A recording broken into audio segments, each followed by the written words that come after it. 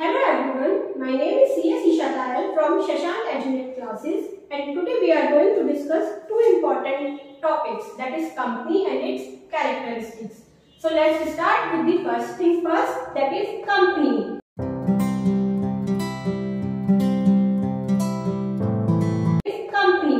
Company has been derived from the Latin word cum plus panis. Cum means coming together and panis means bread. That means when two or more persons come together to have meal. But in business context, company is different. As per section 2 subsection 20 of Companies Act 2013, company means a company incorporated under this act or any other previous company law. Now here we understand this act means Companies Act 2013. But what is this previous company law? Previous company law stands for Companies Act 1956. Companies Act 1956 has been replaced by Companies Act 2013 with effect from 1st April 2014. Now, let's understand the meaning of company. A company means association of persons who contribute their money or money worth into a common stock and enjoy it and employ it in some trade or business, and who shares the profit or loss arising therefrom. Now, let's understand this meaning in detail. Association of person. Association of person, it has two more important words. Association. Association means two or more, and persons. Persons means natural person plus artificial person.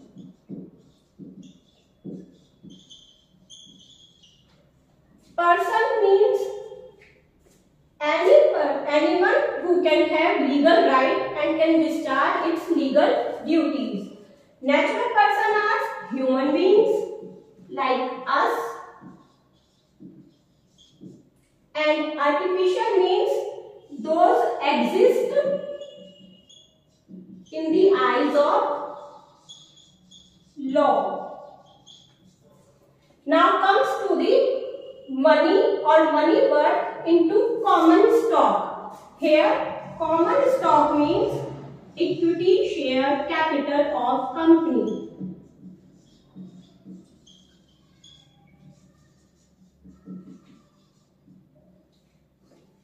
And they use the capital or the funds which they have brought into the company for some trade or business. Now this trade or business should be legal. You will think that we can form a company to do a robbery. No.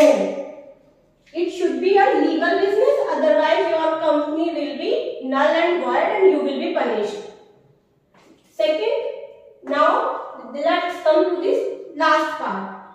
We have two or more persons, they have money, they have a business idea and they work upon it.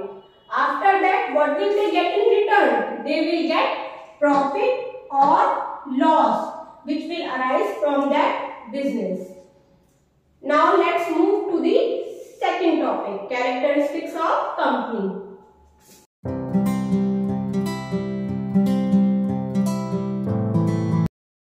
Characteristics of company. So the first characteristic is separate legal entity.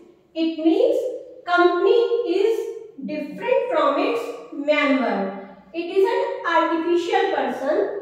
It can have property. It can enter into contract. It can have its own assets.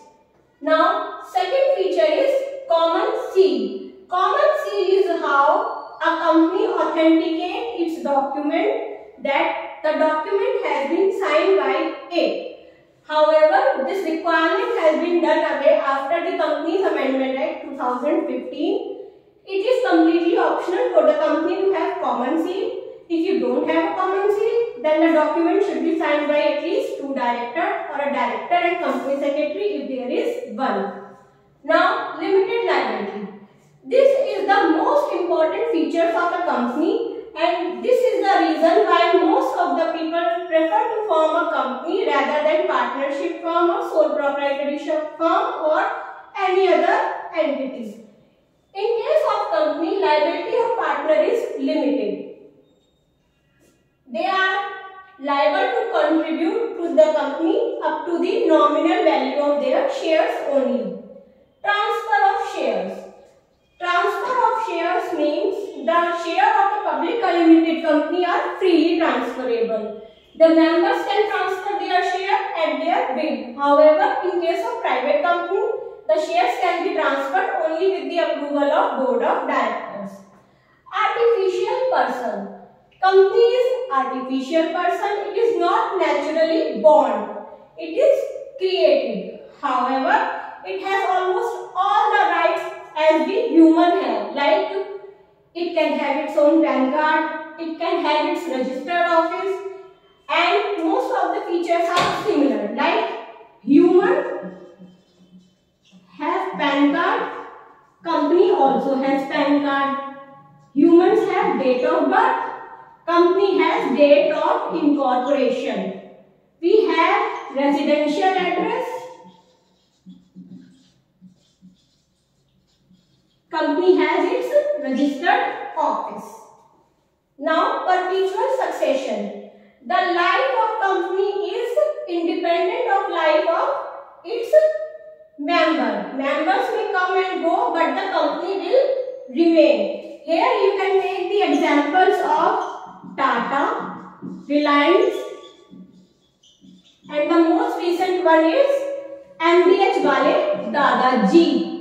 MDH Wale Dadaji is no more with us, but MDH company is. It doesn't matter who the members are, whether they are alive or not, whether they have transferred their share or not, the company will remain until it has been wound up.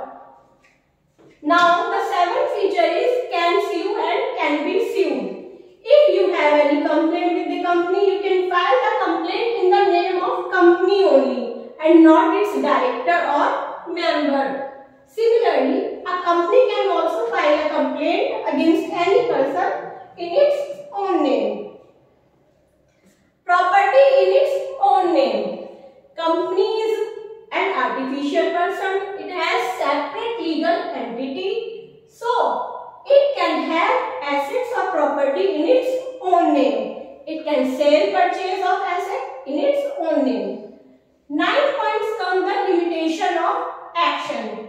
Now, limitation of action means the company is powered by its MOA. That means Memorandum of Association. A company cannot do anything beyond its MOA. What is written in the MOA? It can do only that. So, let's have a quick recap of all the characteristics. First, separate legal entity. Second, common seal. Third, limited liability.